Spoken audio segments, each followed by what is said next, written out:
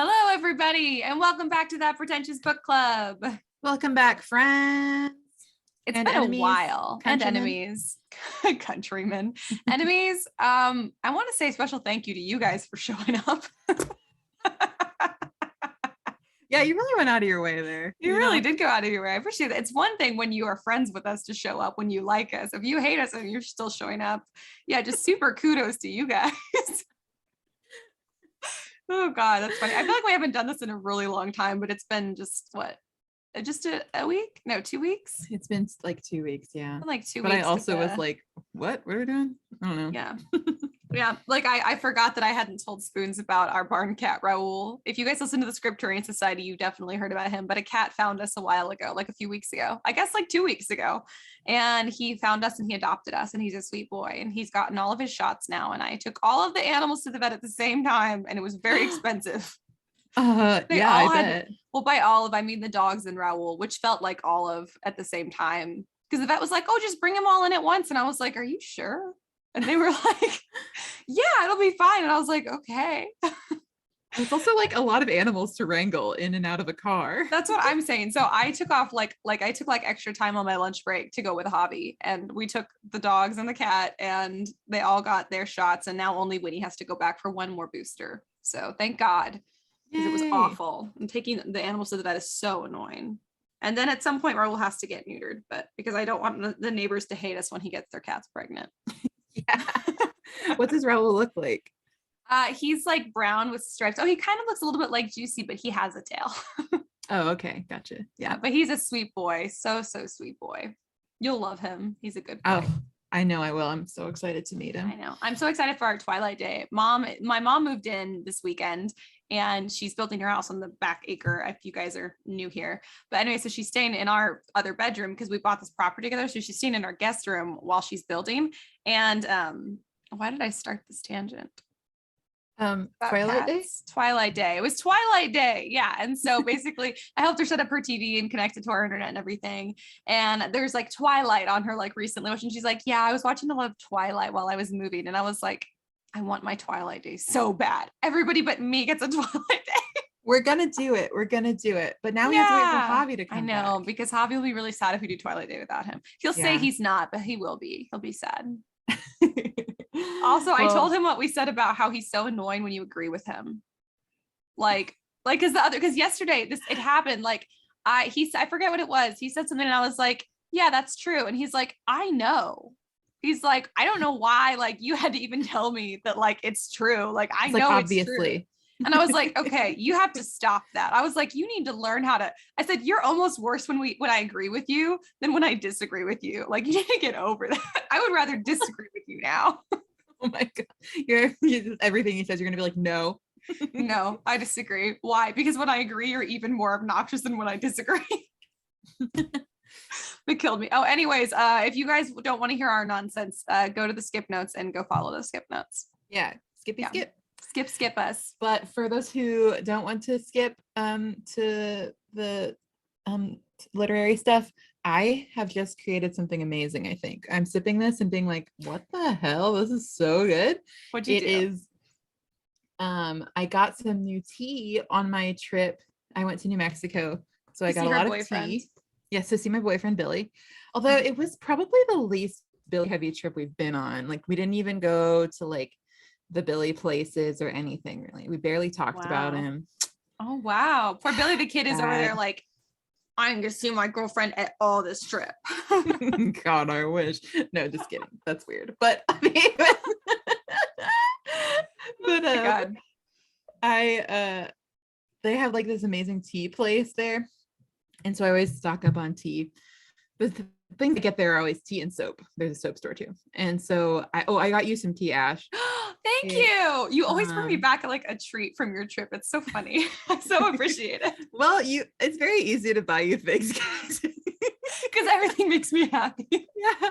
Well, okay, I'm just gonna tell you what it is. And yeah. Actually, I'll give you two options because I was gonna give you one of the teas, but now I'm thinking maybe you might want the other one.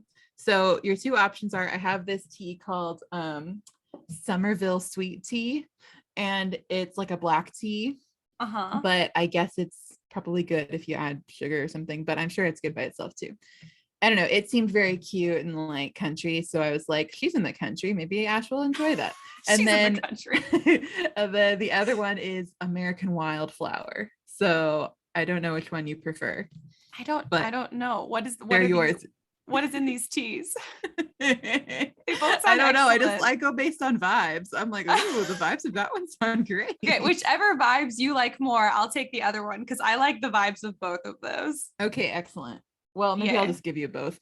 But now I'm seeming stingy because I'm like, you can have one. Okay, pick one. You are not seeming stingy. You go on like a family trip and you bring me anything is shocking and so unnecessary. So definitely not stingy. I love it. Well, I get treats from your family vacations. Yeah, you always get a little treat. Oh, I still have my mermaid bag too that my grandma gave me to give to you that I still haven't given to you. That's right. So I'll bring that tea in the mermaid bag and then it'll be a surprise. Oh my God. Tea, mermaids, and Twilight. What a good day for me. Best day ever. Best day ever. This tea that I'm drinking now is remember I don't know if I'm saying it right, but it looks like pu'er. Yeah, pu'er. Okay. Yes. Well, I got another one and it's Scottish caramel is what it's called. And so so I brewed that. That's in here in my Voltron mug.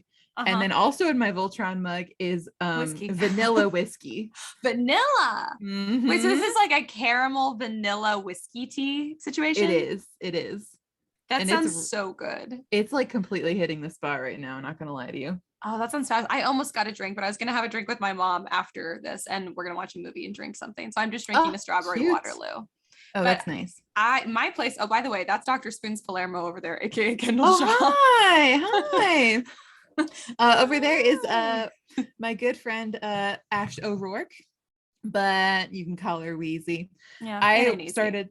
Oh, sorry, I stepped on your line. It's not easy. It simply is not easy. It's not easy. That's it. That's it. End of the line.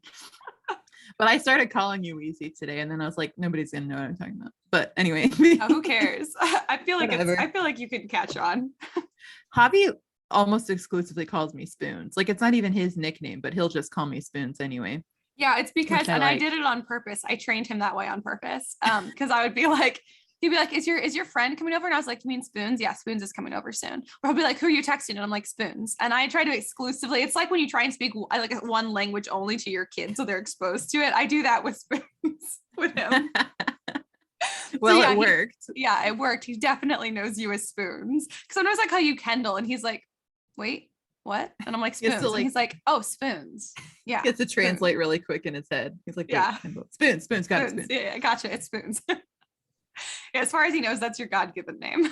So I'm fine with it. I think it's one of my better nicknames I've ever had, honestly. It's a really good one. Yeah, once again on my trip, I was every time. Okay, I'm sure you run into the exact same problem, but those like things that have names written on them that you can buy like at stores or whatever. It'll be like and your a bunch name of is magnets and your name is on it. Yeah. Well, they never have Kendall. They always have Ken, Kenny, and then like Kendra. With Kenny. Wow. Yes. Kenny seems out there. I know. Are there a lot of Kennys walking around? I don't know. All of these names they were like, what were the most popular names in the world in 1994 or something? Yep. And then they never updated it.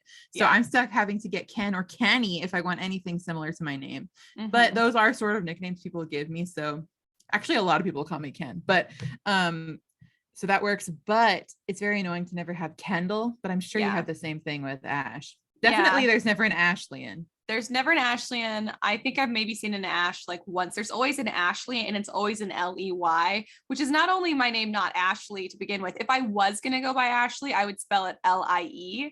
And so the Ley is so incorrect. I definitely don't have any luck with that stuff. But you know what? Who cares? Who needs to know my names? I'm going to get something custom and it's just Wheezy. I want Wheezy. I'll do it for you for Christmas. It'll also be like awareness. So like if people, like when you wear a medical alert bracelet, people will be like, oh, this girl's got severe asthma. That's why she's making those horrible sounds.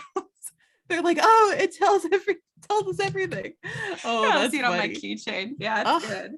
You're so funny. I miss you. I know. I didn't realize how much I missed you until right now. I'm like, oh, Ash is so funny. I'm so glad you think so, because sometimes I'm just like, I feel like I log into the pod just so you'll entertain me because I'm like, Kendall makes me laugh. And then you'll say something funny and then I'll repeat it. So I like burn it into my brain and I don't immediately forget that it was funny. And then I'll think about it later. Oh, nice. Saving that one for later. Yeah. My dad always used to say that if there was like food on your face or something, he'd be like, saving it for later or what? I'm like, that is such a dad thing to say. That is such a dad thing to say. Javi has started doing a lot of like daddish things and he has no idea. And I've just been like secretly entertaining myself by observing it and going, that's a dad thing in my head. And the other day, I forget, he did something in front of my mom and mom was like, oh my God, it was some stupid joke. Oh, it's this stupid, what's faster, hot or cold? What's faster? What's faster, hot or cold? Hot. I have to remember how the punchline goes. 1 second. Don't worry, you won't ruin the joke. You said hot. Yeah, hot is faster because you can catch a cold.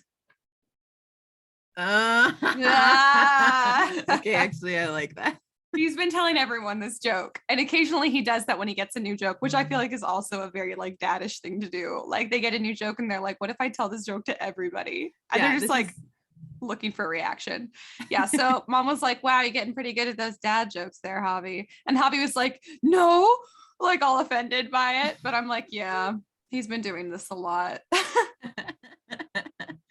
feel like boys at a certain age just kind of morph into a dad state. Like that's what it is. That's what it is. Yeah. I guess it's just a man state then. I don't know. Yeah, it's a man state apparently. And apparently he said, I'm doing exactly what my grandpa used to do, like after mowing the lawn. And I'm like, what do you mean? And I guess like his grandpa used to like pour soda over ice in a cup and then shake it a little bit, like to like cool it off faster. And Mom used to be like, why do you do that? It doesn't cool it off faster, you know? And his grandma would be like, yeah, it cools it off faster. And Javi saw him, I guess Javi started doing that after he mowed the lawn. That's when he's like, what am I doing? And I was like, and me, I'm like, it does cool it off faster. What are you talking about? Yeah, that sounds good. That sounds logical to me. I don't know. That sounds logical. I'm going to go with that. That's so funny though. He's like, just realized he did it and was like, yeah, it's like when he makes a dad joke. That's why I like don't point it out because I'm like, I want him to continue doing it. So if I point it out, he'll try and stop doing it. But I'm just going to watch him slowly morph into like this dad joke figure for my own entertainment. I like it. I can't wait to hear some. Yeah. I haven't seen you in person in a while. I know. I was just thinking about that too. Our house looks so much better now. Oh, I can't wait to come see. Yeah, and also like because my mom moved in, like we moved out some of our crappy pieces of furniture and like used some of hers instead. And she brought so much class to this establishment. Like, let me tell you, it is so elegant in here. Not in this room. This room's garbage, and none of her items came in here, which is why this room is still utter garbage. But I also, and you didn't know because you've been gone. I got like 5 blisters on my hands because I decided, like shortly before, about 5 days before my mom was moving in, that I could not let her move into that guest room because the carpet was disgusting, the walls are disgusting, and then the cat and dog had both decided it was a toilet for some reason last week. And so I was like, I cannot allow this to happen. So then I was like, what if I just bail on all of my other after work priorities and I just like paint like a mad person? So I primed it. I put 2 coats of paint. I painted like 2 coats on like the trim of this other color. And then I was like, you know what? I can't leave these carpets. They smell and look disgusting. So I tore out the carpet and then I hand pulled out all of the staples. And then I put down this like peel and stick flooring because it's better than nothing. And it actually looks really good right now. Wow, so I keep like walking up to her door and all of it magically kind of matched all of her stuff. Like it looks good. So I walked in there and I was like, this room is so nice. So I keep just going in there and it's like home decor porn for my eyes. I'm just like, this is so nice. And also you did it, you know, it's like watching your self-tape. Yeah, it's exactly what it is. That's exactly what it is. Yeah. I'm getting so much satisfaction from just walking up to the door and being like, what a beautiful room. I wonder who did this. Just go back in every now and then. Yeah, I'm definitely gonna. And also all my mom stuff's in there and it also like smells good and all of our stuff smells like dogs. So her room is just like really nice. And all the animals are also like, this room is so nice. And they're always trying to like push their way in there. And I'm like, get out. You're the reason our house is gross. This is your fault.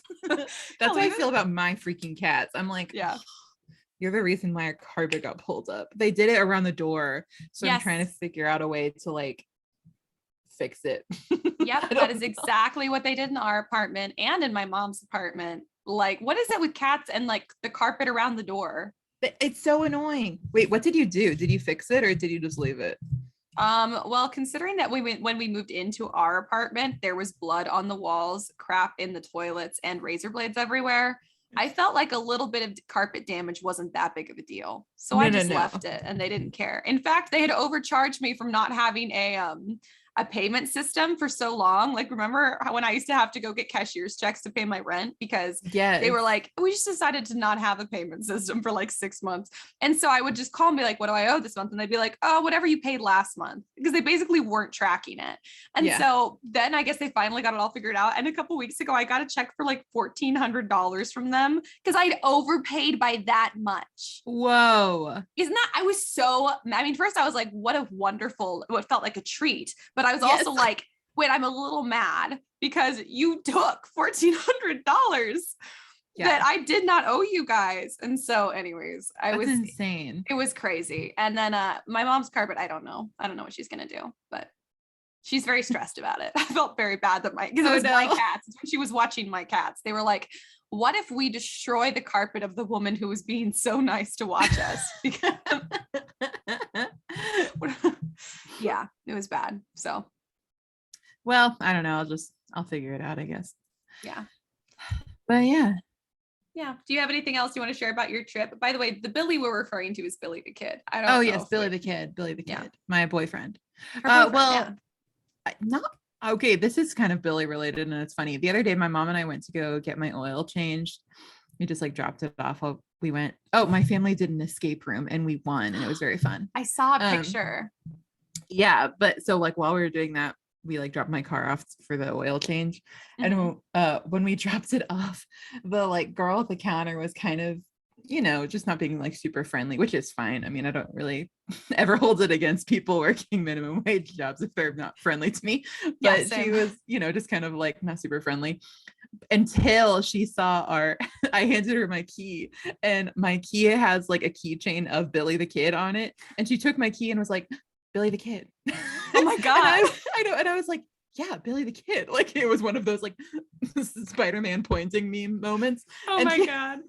And she was like, oh yeah, Billy the Kid. I'm related to him. And I was like, what? And she was like, yeah, he's my cousin. Everyone in my family is always talking about how we're related to Billy the Kid. And I was my God. And you were like, what a coincidence, because I am engaged to him. We're like engaged to be married. Yeah, I was like, oh, did you get your wedding invite? It should have come in.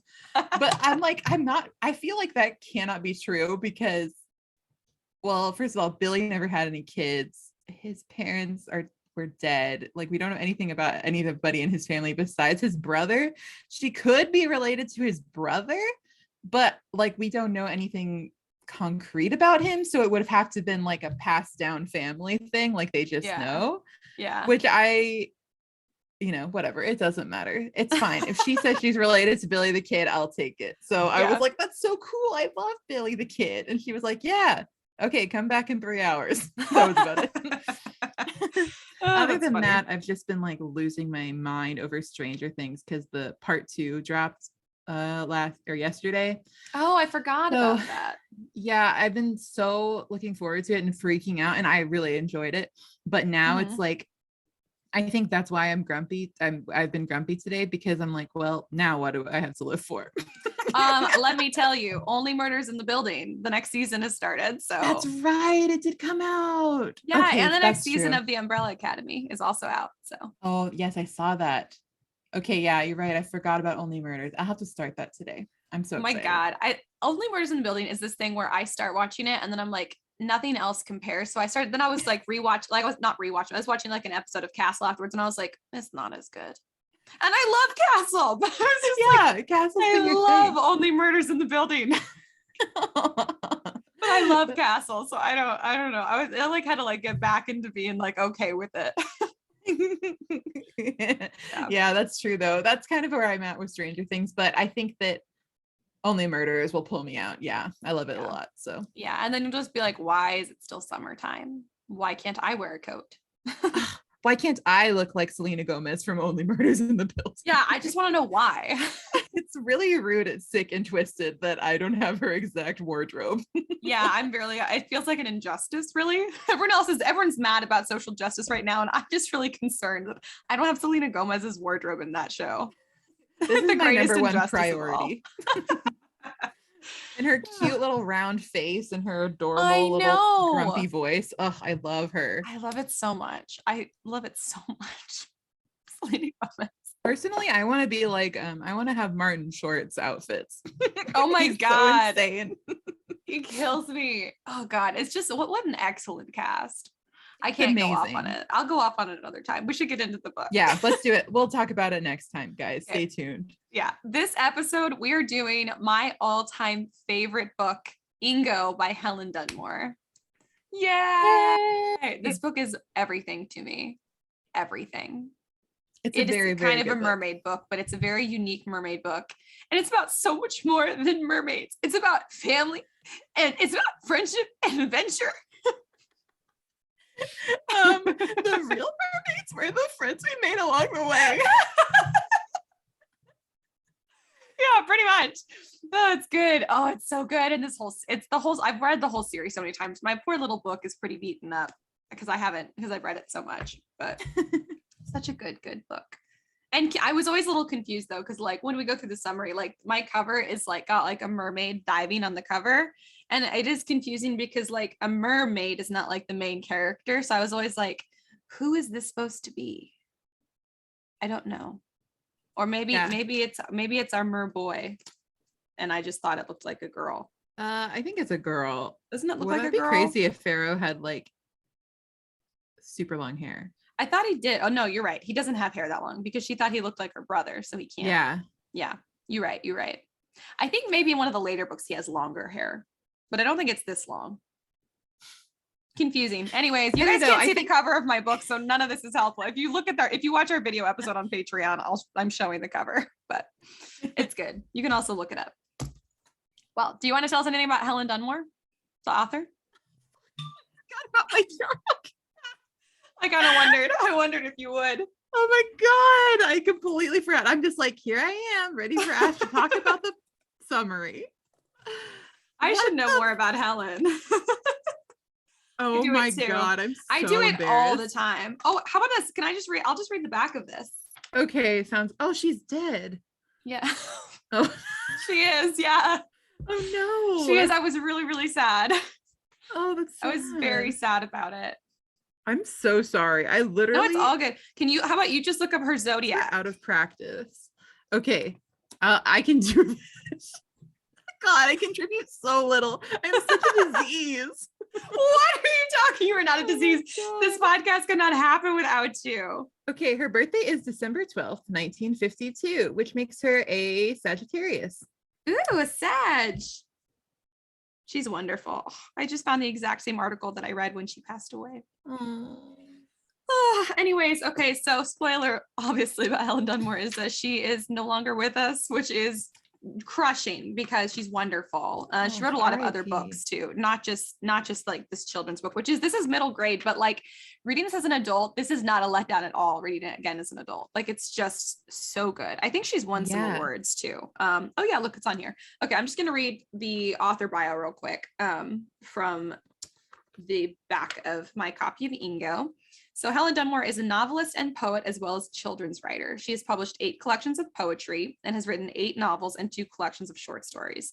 She has won the Orange Prize for Fiction, and her most recent novel, The Siege, was shortlisted for the Orange Prize and the Whitbread Prize for Fiction. Her writing for children includes short stories, novels, and poetry. Helen travels extensively to read and lecture both in the UK and abroad in countries as diverse as Morocco, Hong Kong, and Romania. Ingo is the first novel in her major quartet for children. She lives in England. You can visit her online at helendunmore.com, which you probably still can. But she passed away in 2017 from cancer. She was 64 years old. And I was so crushed when I found out in 2017. So, that is sad. Yeah, and you guys should like look up more about her, but I think she's such an amazing writer, I've been meaning to read some of her adult books, but yeah, she was very into poetry, like wrote a lot of poetry. Mm-hmm. Yeah. So Helen Dunmore is a wonderful and magical author, and I love her so much. And she gave me Ingo, which is still my favorite. I always forget when people ask what my favorite book is. It's this. I always say Percy Jackson, and Percy Jackson is for honorary reasons, but Ingo is legitimately, every time I read it, I'm just like, there's nothing better than this book. It is so good. This is peak literature. This is peak literature. Yeah, I'm sorry. No, seriously though, like Shakespeare cannot hold a candle to Helen Dunmore. You were like joking, and then you're like, no, actually, I'm legit serious. Actually, I'm serious about that. I am though. Anyways, should we get into the summary for this wonderful, wonderful book? Yes, I would love to discuss and listen. So we start out, and I'm like literally opening my book because I'm gonna read the whole thing to you. What if I just read this book to you guys because it's so good? This is our longest episode ever, guys. Buckle up. And also the best one. Here we go. Chapter 1. I'm kidding. So we start out, chapter 1 it's almost like a little bit of a prologue. We have a little bit of back and forth between past and present to just set us up, which Helen Dunmore does like seamlessly.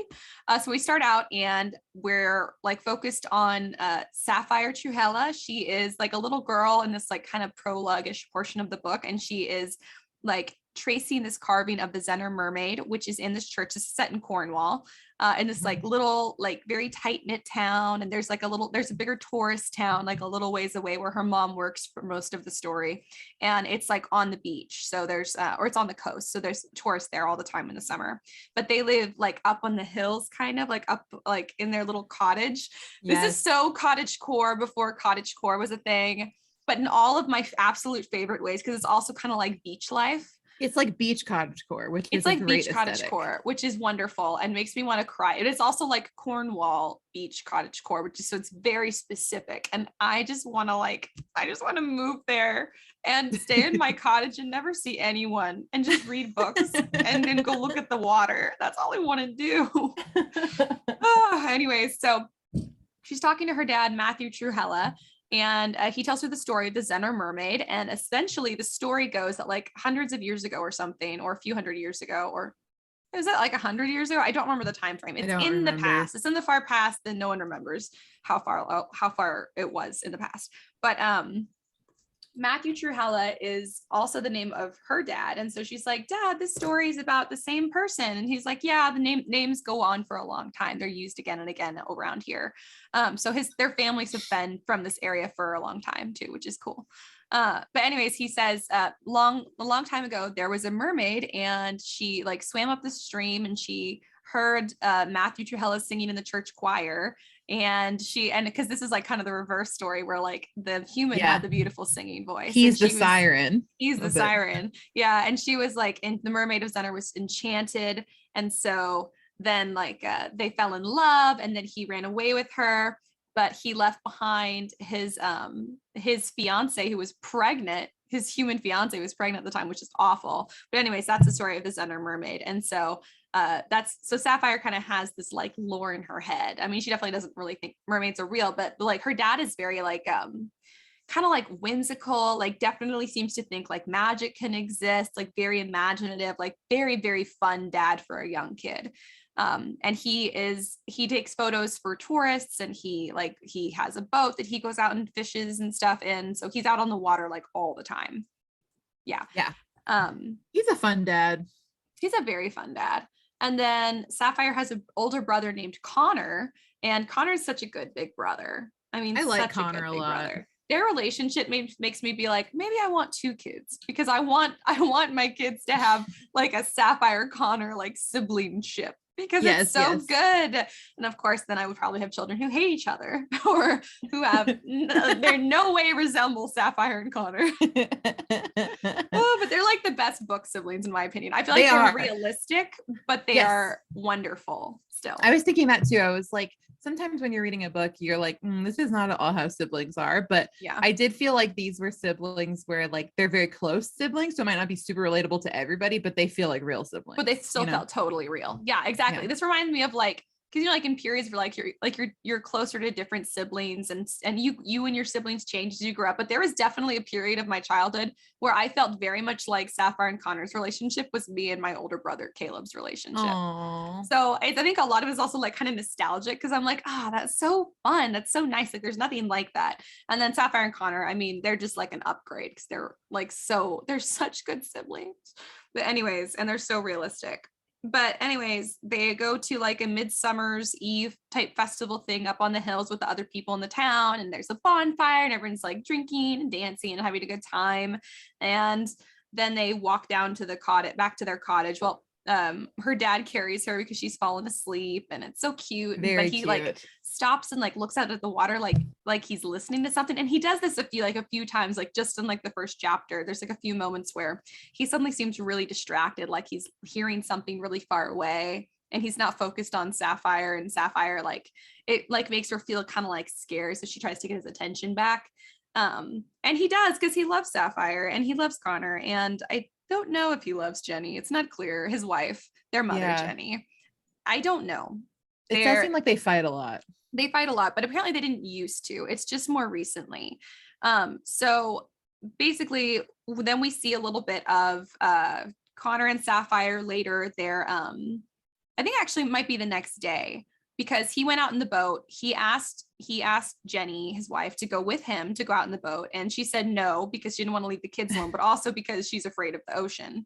And he got upset and he went anyways. And then I guess he came back really early in the morning at like 8 a.m. I like he was out all night long and he smelled like salt water. And so he told her that he wasn't out in his boat. And Jenny was like, I can smell that you were out on the boat. And so they're fighting and the kids come down and it's weird. And so then basically Sapphire asks Connor, her brother, like if he knows why their mom is so afraid of the ocean. And he's like, well, I'm not supposed to know, but I know that one time she went to see a fortune teller type person and she told her that she was going to like she shouldn't go near the water. That she shouldn't go near the water. Yeah. And then I think later in the book, we find out what the fortune teller said specifically, right? Is that in this book? I can't remember. I don't want to give it away if it's not in this book.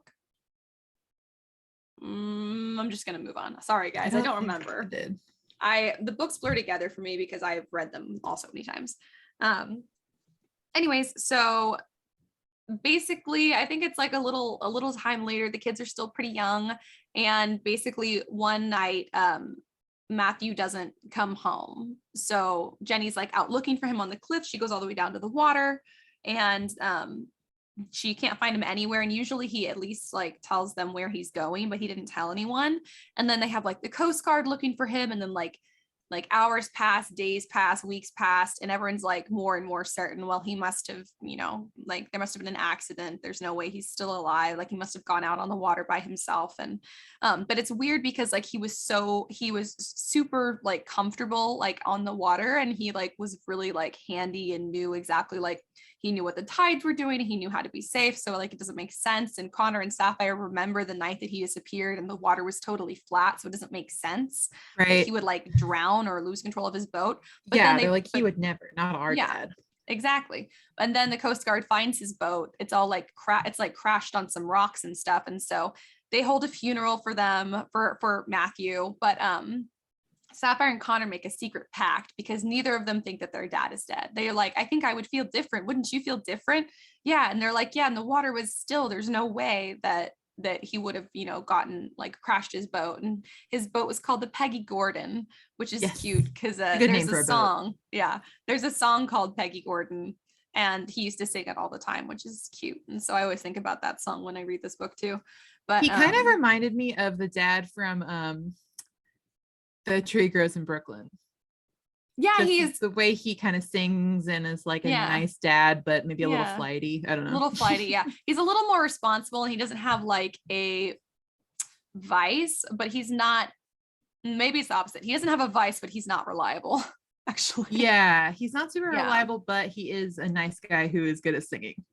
Yeah, he's a nice guy who's good at singing and he loves his kids very much. And I think he loved Jenny. I don't know. I mean, I can't go into detail because I'll give stuff away. I don't know. I can't give away. Guys, this is really difficult. I know the series so well. Oh my God. Oh. I know, I've only read this one. So good. Okay. Anyway, so her and Connor make the pact that they're going to continue to believe that their dad is alive, and they're just not going to tell the mom because they don't want to make her upset. And so then we kind of like flash forward. I think it's like a few years later now or something. And Jenny, the mom, she goes to work in St. Piran's now in like the tourist town or whatever, and she works at a restaurant. So the kids are on their own a lot. Summer break has just started for them. And they've gotten into like a new kind of rhythm without their dad being there, but they both still secretly, you know, think that he's alive. And they go swimming down in the cove all the time. There's this cove right near their house that is really hard to get to. So pretty much only locals go down there. And it sounds like it's pretty much like it's a lot of older folks in the area. So Sapphire and Connor are like some of the only kids that live in that like area. So they're typically the only ones down there in the cove. And Sounds then so like fun. It does sound fun. And then when the tides come in, there's no cove at all because it like fills up with water. So they have to be like really careful. And so they know the tides and stuff in the area too really well. But they're not supposed to go down there alone because it's not safe. But basically their mom goes to work, and then one day like Connor like kind of like Sapphire can't find Connor anywhere.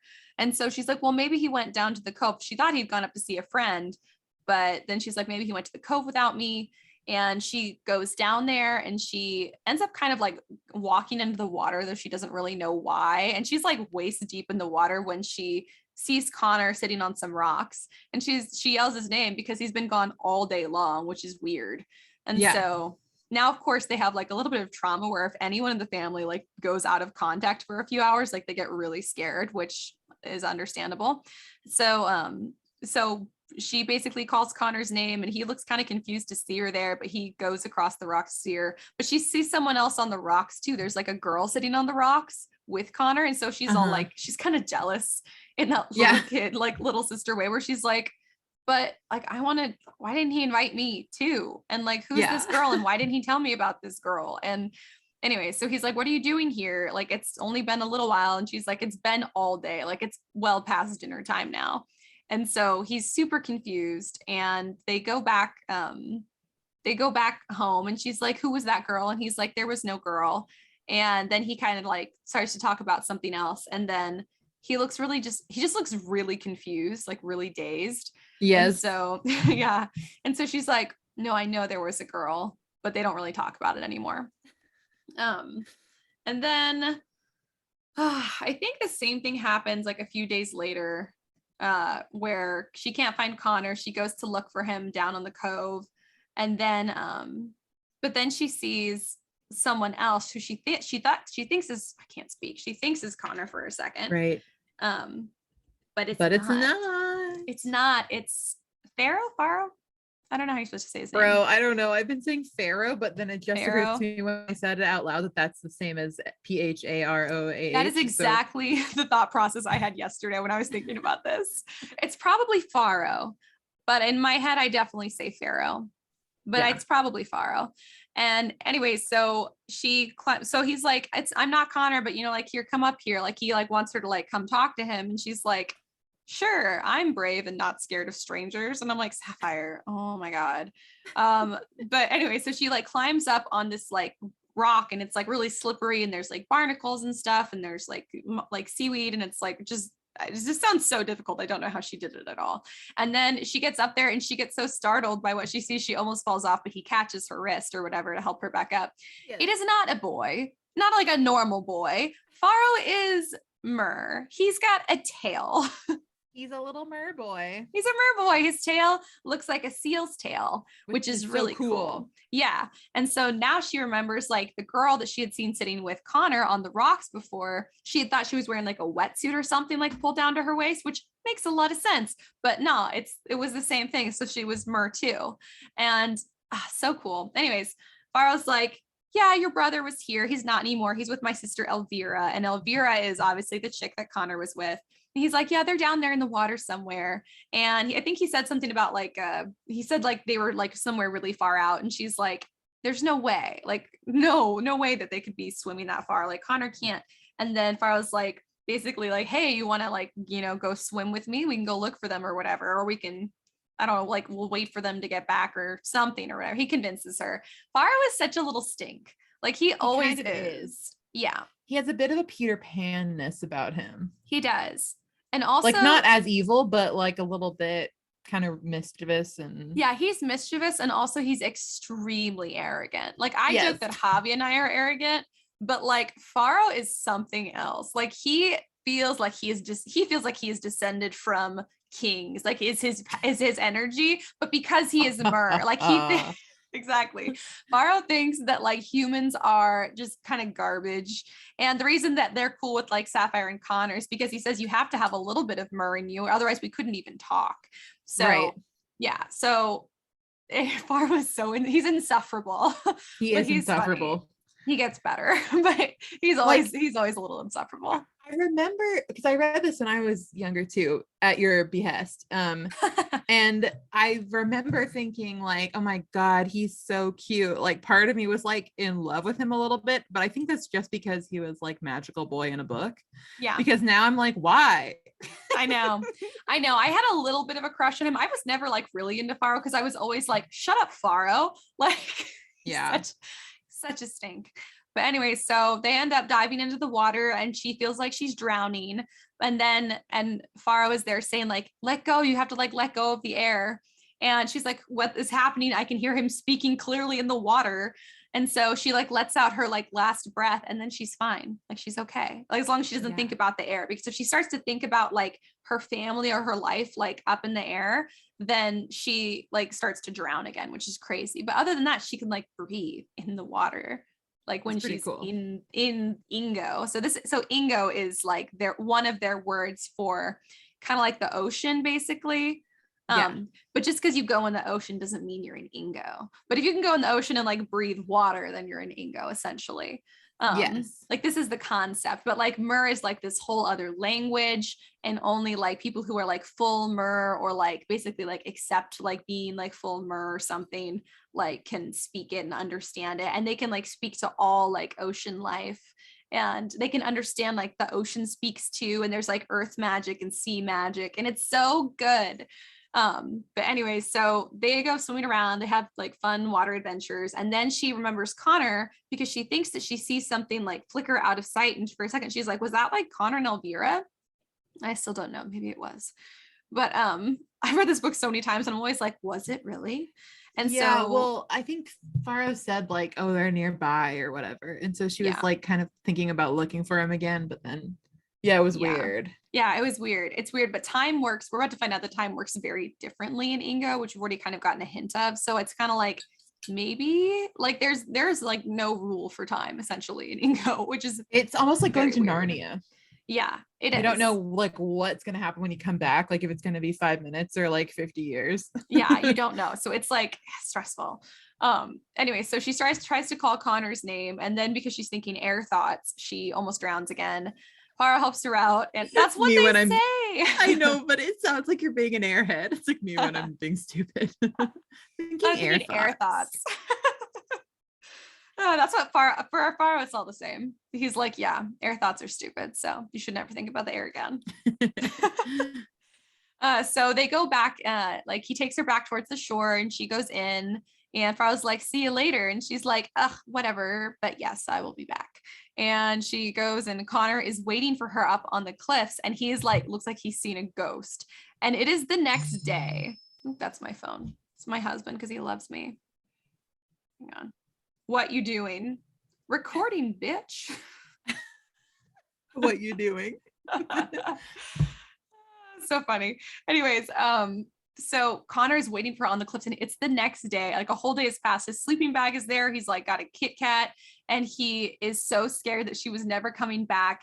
And he's like, Saf, I'm so glad you're back. Like, you can't do that again. We can't do this anymore. And she's like, what do you mean? Because she's still kind of mad that he never told her about Ingo.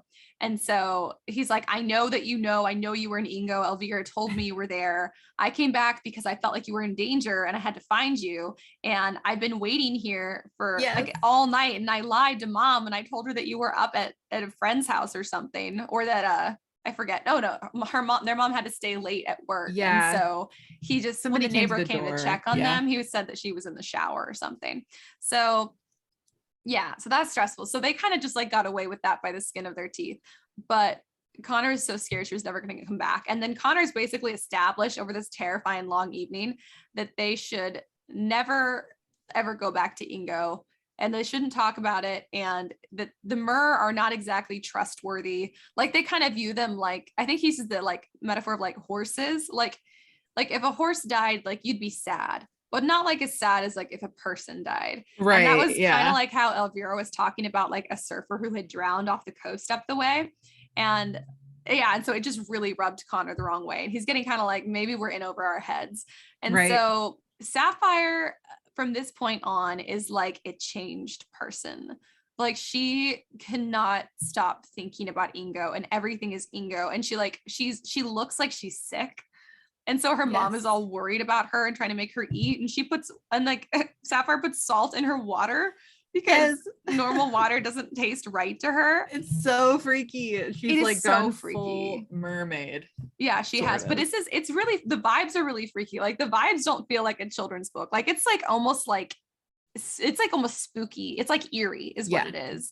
Like the level she's obsessed now. Right. And also just like the vibes of like Faro and Elvira and stuff, and like Ingo in general are a little spooky. Like I was agreeing with Connor. I was like, don't go back. It's dangerous. Really have your best interests at heart here. Yeah. And you don't really know if you can trust them. And like it's fun, but it feels almost like they're enchanting you so that you get sucked in forever. That kind of thing. Yeah. And Sapphire seems totally enchanted.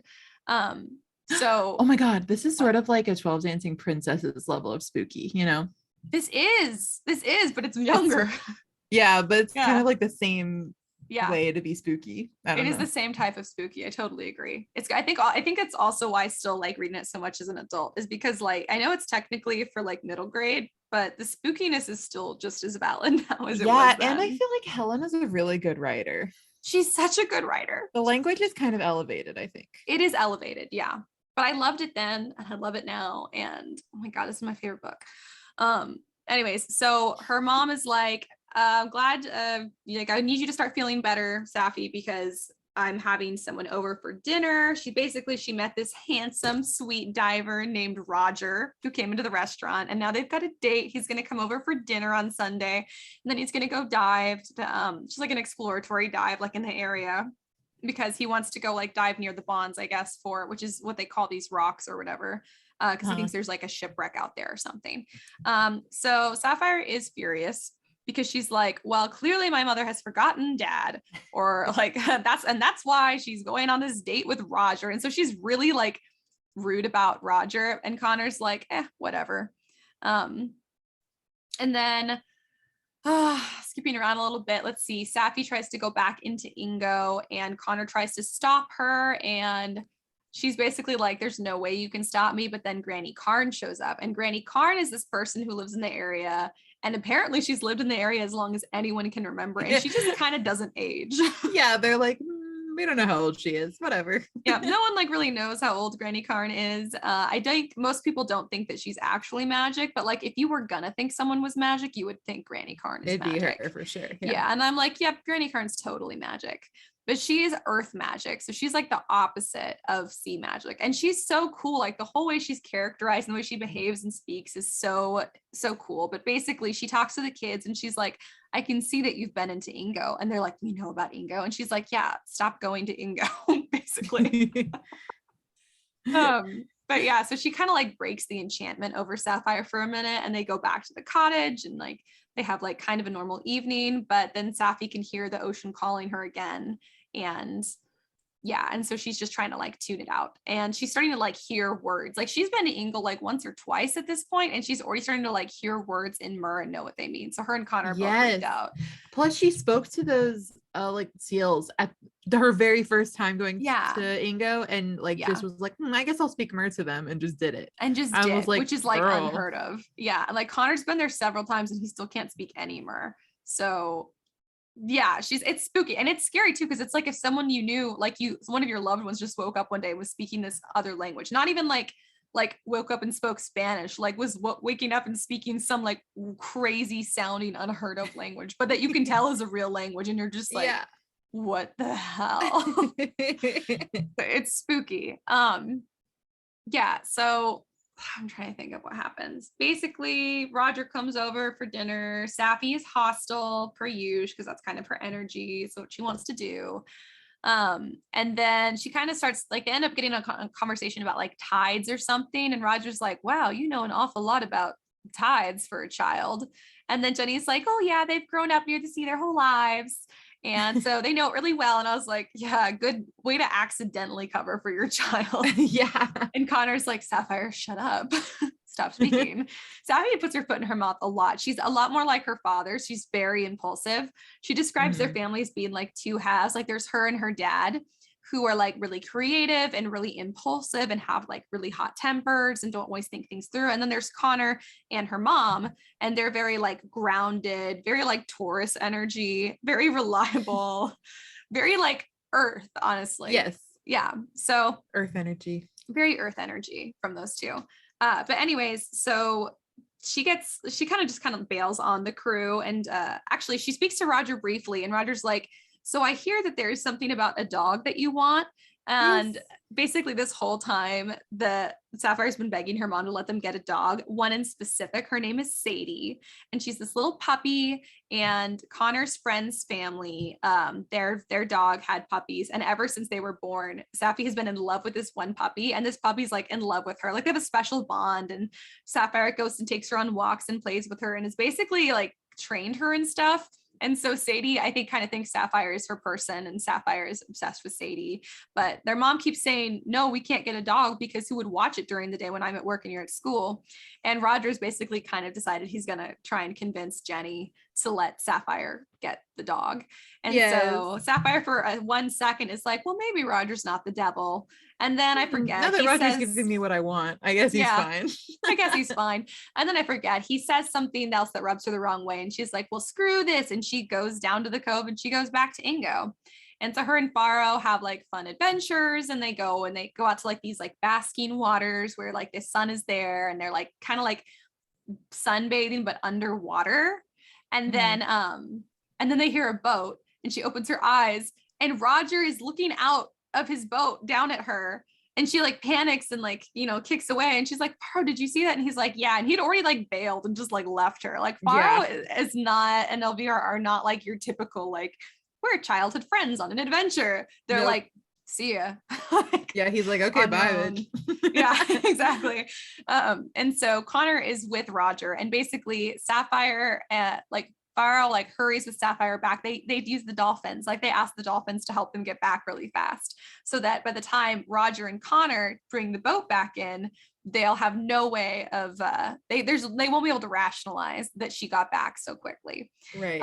And so it basically works. And Connor basically tries to convince Roger that like people see weird stuff in the water and light is refracting. And Roger's like, yeah, it was just light refracting probably. Because there's no way that a girl who looks exactly like your sister could have swam all the way out. It's like miles offshore. Yeah. Like, and also be underwater, just chilling there. Like, yeah, no, that would be so freaky. I would freak out if that was me. Yeah. It's again, like spooky and also really scary. Something about that was really scary to me. So Sapphire gets back. A little while later, the boys get back. Connor's like, Sapphire, what the hell? Like, what the hell do you think you're doing? Oh, she's funny. And then Roger's like, hello, Sapphire. You've been here the whole time? And Sappy, it's funny. I think he asked like how far she can swim or something. And she's like, really far, but not all that far. And you're like, Sappy, be a better liar. Like, yeah. She will not. And so Roger kind of, I feel like, knows something's up, but he's too logical to like admit that something is up.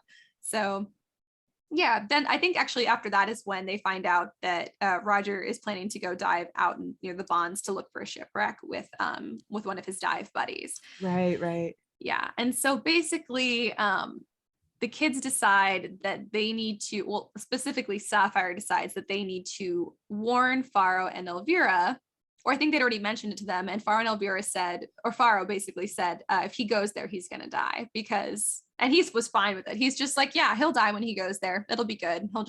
Because that's like a sacred place to us. So yeah. No big deal. He's just going to get murdered. No big deal. He's just going to get murdered if he goes there. So And so basically they're like, no, I don't want that to happen. And Safi's like, well, yeah, he does want me to get a dog. So I don't want him to die. And so they go out, they go back to Ingo. I think it's like the next week or a few days later. I don't remember. They go back out to Ingo and they can't find Faro or Elvira. So they go by themselves in to Ingo because Connor's like, no way can you do that. And she's like, I think I can. And I'm like, unfortunately, I do think Sapphire can do this.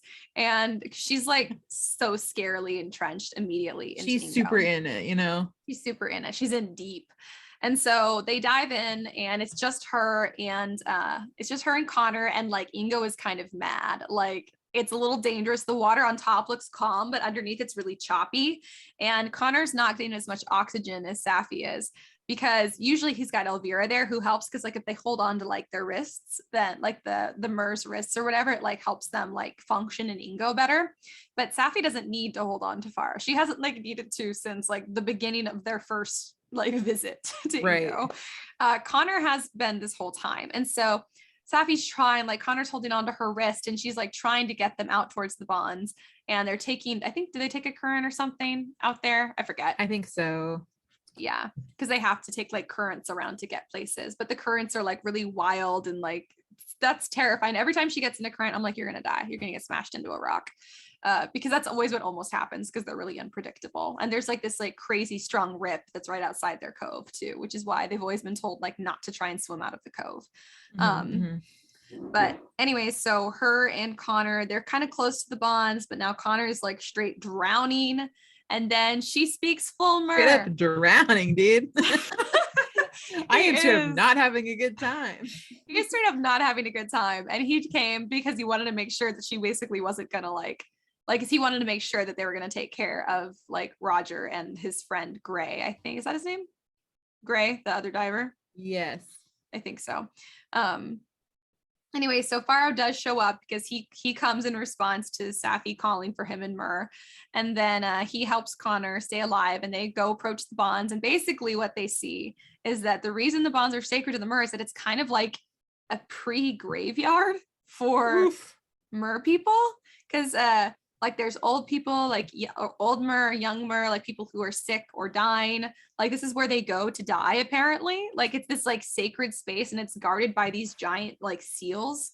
And it's like, and the seals sing, but most people can't hear it. But Connor of all people can, which is wild because this whole time he's been like Earth Boy and not Ingo Boy. But for some reason, he's the only one who can hear it. And Faro's like kind of impressed a little bit because he's like, it's even rare for us to hear that. Interesting. Faro is so anti-human. It's funny. I'm like, bro, extremely prejudiced. A little bit evil, I think. But I think Faro's a little bit evil as well. But also Safi has a little bit of that energy in her too, which is why they get along. Yes. Yeah. But anyways, so I think it's called Limina is the place, which I really like because it reminds me of like liminal spaces, which are like, yeah, good naming. Yeah, so good naming. She does good naming for everything. So basically they see the divers, they see that Roger and Gray are already in the water or they dive in, and then all of the seals go and basically attack them and are like smashing them against these rocks. Like they're about to straight die. And so they're like, we have to help them. And they're Faro's basically like, go for it. I'm not going to help you. So Faro straight just steps back and is like, bye, good luck with that. And I got some currents to ride. Yeah. I got some sunbathing to do. Yeah, exactly. So her and Connor like approach the seals, and these seals are like murderous and they're huge and powerful. And then Connor sings, right? I think Connor sings to them as he's drowning, like through the water. And so the seals like turn and listen to him. And then after like a second, they just go back to their posts, like guarding Limina, and they just let the divers like fall, and the divers are drowning. They're just like, your problem now, I guess. But like, sure, we'll stop actively killing them.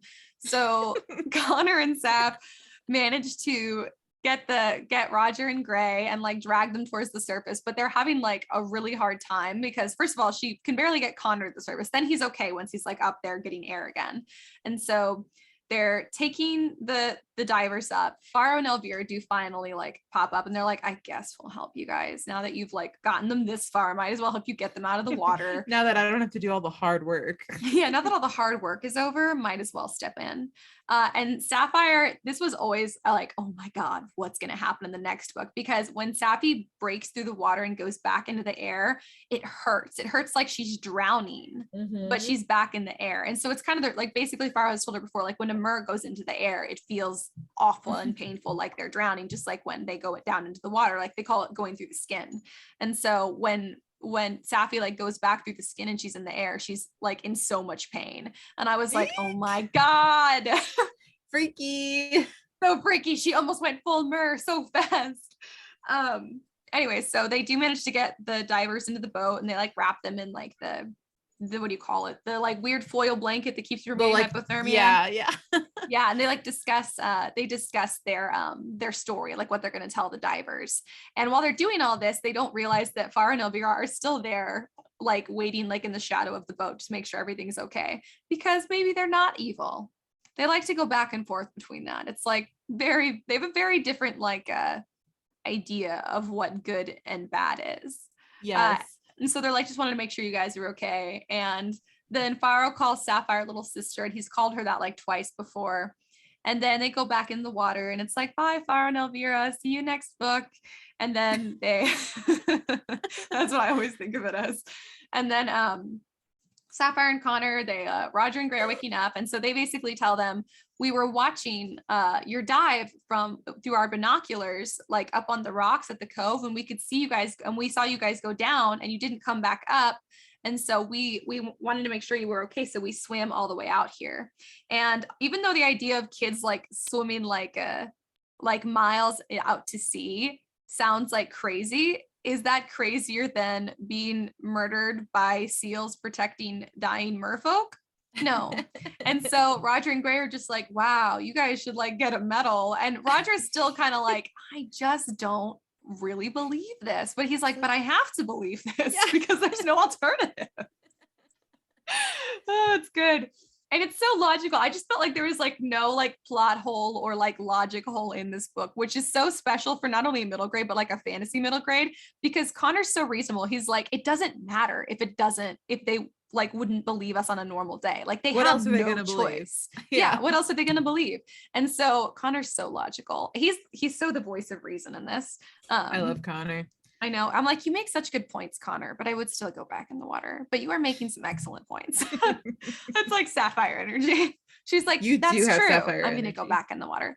Yeah, but I think I'm a little less reckless than she is. She has no regard. She's also very young, though. Yeah, she's also very young. I was probably more like her when I was younger too. But anyway, so they all go back in the boat, and they're all like, let's just all agree to never tell your mom about this because she's so scared of the ocean and she's so stressed out so much of the time. They were like, we're not trying to keep secrets from your mom, but this one time we're not going to tell her all of what happened. So they go back and they have like a picnic, and poor guys are all beaten up, and they assume it's just from the rocks or whatever. But they don't remember the seals because of the trauma. Like their brains were like, nope. They're like, nope, we're not going to try and remember that for sure. But yeah, so that's pretty much the book. Like she does end up getting Sadie, the dog. Roger does convince Jenny to let her have Sadie, and him and Jenny are still dating, which is very cute.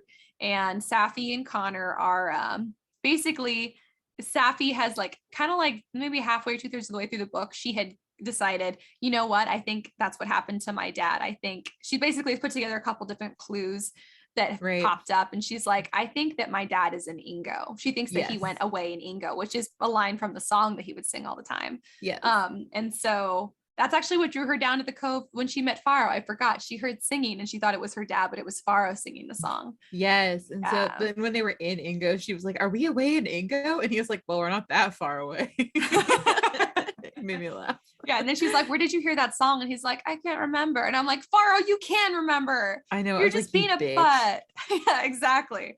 That's just, Faro knows something. You know, he knows something about Sapphire's father. Clearly knows something. Yeah. But basically her and Connor are both kind of like, you know what? I think he's in Ingo. We're going to find him.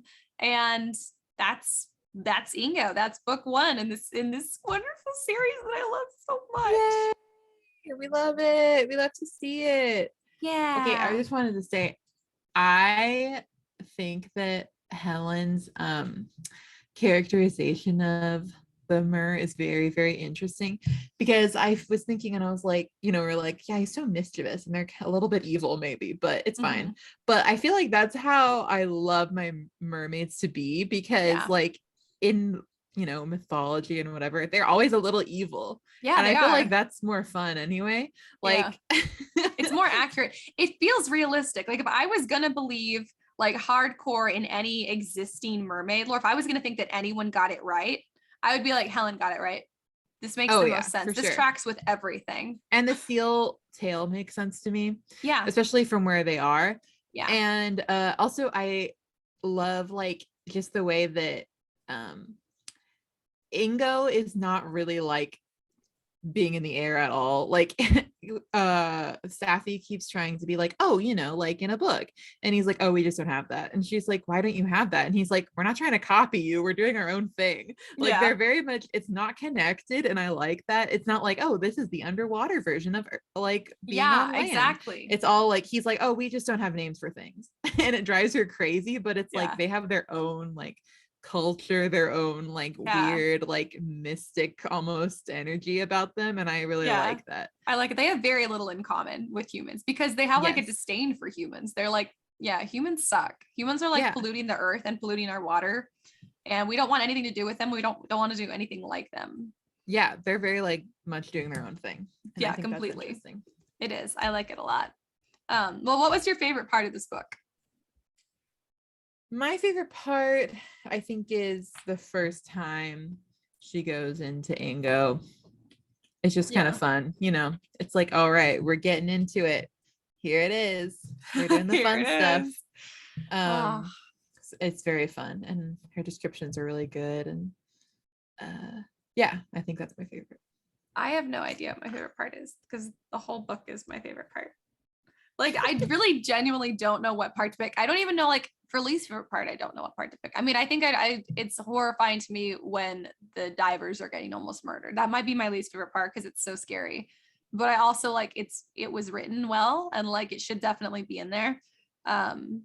Favorite part is literally the whole book. I genuinely don't know what I like everything that happens on land. I like everything that happens in the water. I love all of it. I can't pick a part. That's my favorite. I didn't really like it when Safi had like that thing with that girl at her school, and who was like being mean about her dad, and then Safi got in trouble. I don't know. Yeah. I guess that would be my least favorite, but it's not like I thought it was bad. I liked it all too. I know. Least favorite is just like the part that made me the most distressed. Yeah. Yeah. What about least favorite characters? Favorite character, Connor. Yeah. Least favorite character. I don't know. I don't know. Faro and Elvira. Actually, Elvira is my least favorite. I bet it would be them too. Like, Faro would get on my nerves, honestly. I know. Elvira gets on my nerves more, but it might also be because I know like the other books, and I think that she gets annoying, like even more annoying. So Elvira is my least favorite. Favorite character is probably Connor, and honorary mention for Jenny, because she's like the best mom. She's so good. I don't know what it is. I just love her energy so much. She does have fun energy. Yeah, she kind of has Sally Jackson energy a little bit.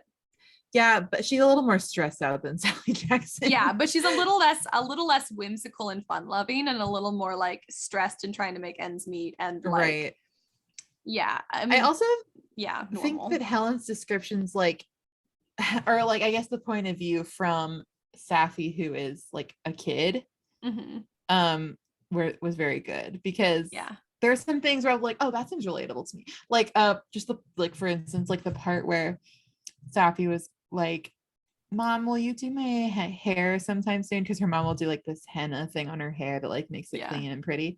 Yeah. And her mom's kind of like stressed out and like in the middle of stuff, but she's like, like checking her watch, like, yeah, I guess I have time, that kind of thing. Yeah. And Safi was like, no, I don't want it to be like a quick thing. I want it to be like it always is, where we talk and like it takes a long time and all that. And so she was like, never mind, this is not do it. And I was like, that feels like a very relatable thing. And I was like that she like includes little bits like that. Where it kind of makes the characters feel more real. Yeah, Safi's super relatable. She's relatable like as a person, like even as an adult, she's relatable, but then like things that she says and thinks as a kid are so exactly things that I said and thought as a kid. Like it just zaps you back to like in the moment being that age. Like it's so accurate. She was so in the mind of how old is she in this book? I have no idea, honestly. I don't remember. I forget. I don't remember how old she is. Yeah, I don't know. She seems like, I don't know. She seems like kind of ageless a little bit. Yeah. Let's see. What about, what did we learn? That's what we do next. What did we learn from this book? What did we learn? You can't always trust the mer. Or maybe you can. So true, bestie. No, you cannot. Don't listen to her. She wants to be mer. We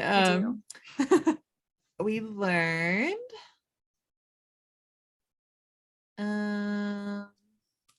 how to write good sibling relationships. Yes, we did. We did learn how to write good sibling relationships. We learned that if you are dating someone who has kids, convincing their parents to get them a dog is never going to hurt your cause. Oh, that will definitely help. No matter what. Will help your cause. Yeah, 100%. We learned.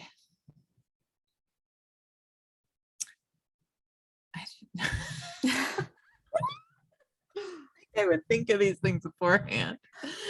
Oh God. I don't know. I'm trying to think of like a real one. I'm having trouble. I'm just so hungry that I'm having a hard time thinking about it. Oh God. Well, what did you learn, dear listeners?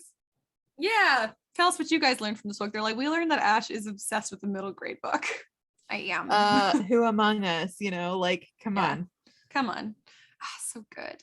Yeah, I don't have any other lessons learned. I don't know. I learned so much from this book. I learned that sea magic is unique and earth magic is unique, and they're both powerful. And that's those life lessons you'll take with you forever. Yeah, and that each have their own unique strengths and things that make them powerful, like Connor does and Sapphire does, even though they're different. That's kind of a real lesson. That's a good lesson. I love the way earth magic and sea magic are like juxtaposed or whatever in this book, and the rest of the series gets like so cool and so interesting and like symbolic. So there's just so much. If you keep reading this series, you get so much more. I cannot recommend this series highly enough. What about favorite quotes? Let me find it. Well, here's the deal. It's kind of hard for me to pick like just one, because I really feel like I like the way that she writes prose. So like, I just feel like everything was just written well. So it was like, I don't know if I was like a standout quote, but I did find the way that Dad described Granny Carn funny at the beginning. Yeah. She says, or they're talking about her. And I did think it was funny that their dad was just like, oh yeah, she has the earth magic. And even Safi was like, I was just a little kid, but I was still like, wow, he believes in magic and he's an adult? Weird. Yeah, weird. But Safi says, how old is she, Dad? Dad shrugged. She's always been as old as she is now. If you ask her how old she is, she'll say she's as old as her tongue and a little bit older than her teeth. Maybe she's been old forever. And I really like that. I like it too. It just feels like kind of a funny thing an old person would say. Yeah, exactly. My goal is to say that. My goal is, as oceany as I am, my goal is to be Granny Carn. I straight want to be Granny Carn. I don't care. Yeah, like, she's cool. Maybe she's not in this book because she's not in it as much, but in other books, I think she definitely would win favorite character. She's so cool. My favorite quote is, again, like Kendall said, this book is written so well. Like all the prose is so good. It's really hard to pick a favorite quote. And I also forgot to, because I was just really into reading it. So I looked at the Goodreads one and I picked one of those. It's my favorite, but this is actually one that I think about a lot, because I think it's an excellent metaphor for like how a lot of change happens, or when something that you never thought would happen to you happens. Is this the rock one? It's the rock one. Yeah, because it's so good. So good. Okay, so here's the quote. You know how the sea grinds down stones into sand over years and years and years? Nobody ever sees it. It happens so slowly. And then at last, the sand is so fine you can sift it in your fingers. Losing Dad is like being worn away by a force that's so powerful nothing could resist it. We are like stones being changed into something completely different. So good. I feel like that's true. I feel like when the unthinkable happens and you're just like, I'll never, be whole or normal again. You are, but you're changed, but you don't really remember changing ever. You just do. It's wild. It's a very good metaphor. And there's a lot of like quotes and metaphors in this book that are like that level. So God, that's also why this is still so fun to read. How many pinkies up would you give this book? I'm going to give Ingo 4 pinkies up. I'm going to give it 5. We know what you're going to say. Yeah. There aren't enough pinkies up out there from Ingo. I want to give it 10. I want to give it 10 pinkies up. Not allowed. 10 pinkies up. Be quiet. 10. I did my pinkies like 5 times, but both at once. You flex them 10. Yeah. I flexed them 10 times total because there's 2. And now I've done it like 20 times. Oh my God. I watched, have you ever seen The Birdcage? No, it was on my list. And then I was like, this sounds trippy. No, it's a very, very, very good movie. I loved it so much. It's very, very funny, but it's also like extremely heartfelt. Like I definitely cried. But there's one part where Nathan Lane's character is like trying to pretend to be straighter than he is, and so he's holding a teacup, and Robin Williams keeps going, put your pinky down. And it's really, really funny, and he's like, I'm sorry. And it made me think of us. That's hilarious. I'll never put my pinky down. You can't make me. Mm-mm. Oh my God, what are we reading next week? Oh, let me look. Oh my God, I'm so hungry.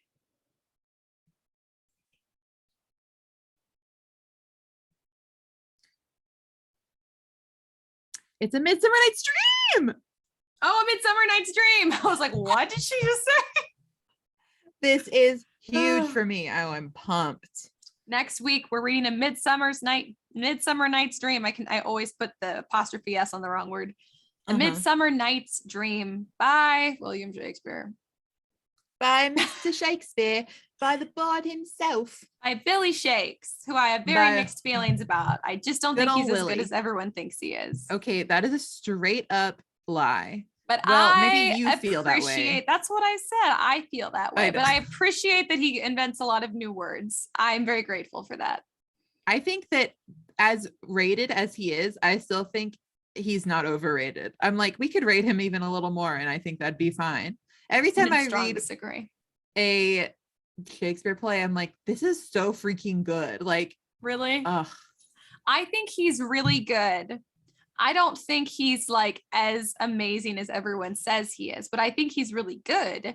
And then some of his plays, I just don't feel like they're all that original from other plays of his. And he wrote so much stuff. There was bound to be some overlap. I also hate Hamlet, and I hate the characters of Romeo and Juliet. So I also hate some of his characters with so much loathing that it makes me think I wouldn't like Shakespeare. Well, A Midsummer Night's Dream is a comedy, and everyone is stupid, and it's fine. So I'm gonna enjoy this one much, much more. Yeah. So I am looking forward to it. Yeah, I've read it before, and I've seen it on stage several times. So I'm definitely looking forward to it. I do like A Midsummer Night's Dream a lot. It's good. It's so whimsical. I love all the whimsy lately. It's so good. More whimsy. We need more whimsy in our lives. We do need so much more whimsy in our lives. But anyway, so that'll be coming next week for you guys. And until then, if you guys want to keep up with us, you can follow us on social media. We're on Instagram and TikTok at That Pretentious Book Club. You can also check out our website, StorySirenStudio.com. That is our production company. We've got all kinds of cool merch. I changed up some of our merch recently, so it's got like cool backgrounds, and I added a new shirt that says "Welcome to the club, dear," and it has our logo on the back, and it's got a little book logo thing on the front. It's so cute. I'm gonna go look at it right now. Yeah, it's cute. See, it's always a surprise for Spoons. I never tell her until it's already posted. I'm just gonna do a shirt one day that's just like your face on it. It's gonna say hi, howdy with your face, and I'm not gonna tell you. It's just gonna be there. I'm just gonna show up to your house and you're gonna be wearing it, and I'm gonna scream. What an excellent idea. Hang on, I know what I'm doing for Christmas for you. That sounds fantastic. Oh my god, so many plans now. Okay, how do I do photo? I gotta learn Photoshop. Okay, I really like this Scriptarian Society notebook. Isn't it pretty? Yeah, that's cute. Oh my god, and the laptop sleeve is adorable. I thought you'd like it. Yeah, it's good. So if you guys want to check out our sister podcast, the Scriptarian Society, also by Story Siren Studio Productions, you guys can go check out that stuff there as well. All of our, I want to say most of our episodes are on that website as well, but I often forget to update them when I'm supposed to. So if you guys want our episodes when they come out, just check wherever you're listening to podcasts. And at some point I will update them on the website too. But if you guys want to learn more about us in the pod, you can also do that at StorySirenStudio.com. If you guys want to support the pod and you want exclusive content like bonus episodes, video episodes, like the video we're recording now will be up on Patreon, and like exclusive merch is all on Patreon. So go check that stuff out. We are again Story Siren Studio on Patreon. There's multiple tiers. So you guys, if you want to support us, can decide, which tier you want to do. But if not, then still follow us on the social. And if you guys wouldn't mind leaving a review, that would be great. It's great to know that you guys like what we're doing. If you guys have book recs for us you want us to do next season, or if you want us to talk about something particular, or you just want to chat with us about books, you can DM us, or you can email us at contact@StorySirenStudio.com. So I think that's everything I've got for you guys. So I just dropped my pen. Great. Great. So until next week, everybody, keep your teacups full, your pinkies high, and your book club pretentious.